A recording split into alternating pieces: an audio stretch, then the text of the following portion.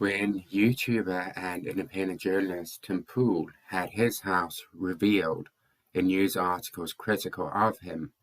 it did not result in people sharing those articles getting a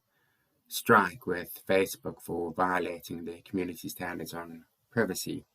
And yet, this seems to be being done when people share news articles from the Daily Mail or New York Post about the dream house, which has been purchased by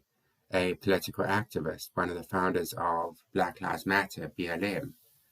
This is incredibly newsworthy, and it seems quite odd that whereas in other stories Facebook would allow the posting of such an article, when it's certain people who have certain connections to the powers that be in America, certain parts of the political class, that it seems that actually sharing very newsworthy information from mainstream sources will get you into trouble. I also recently had a community guideline strike for sharing two screenshots of Daily Mail articles, one next to the other, given that they seem to say the exact opposite. I thought that it was rather humorous and made a meme out of, well, posted a meme of it in any case. And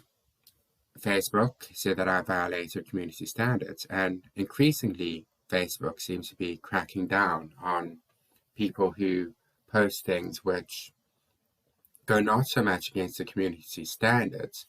as against what the powers that be in America would want or not want to be discussed. It's well known that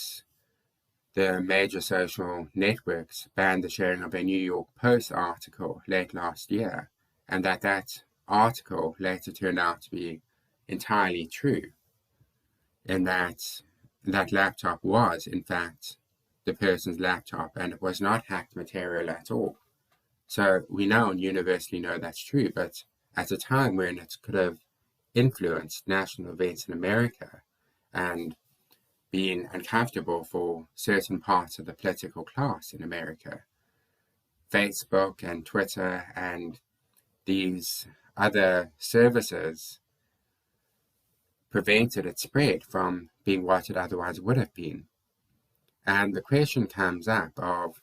someone can call themselves a platform all they want. I could make my blog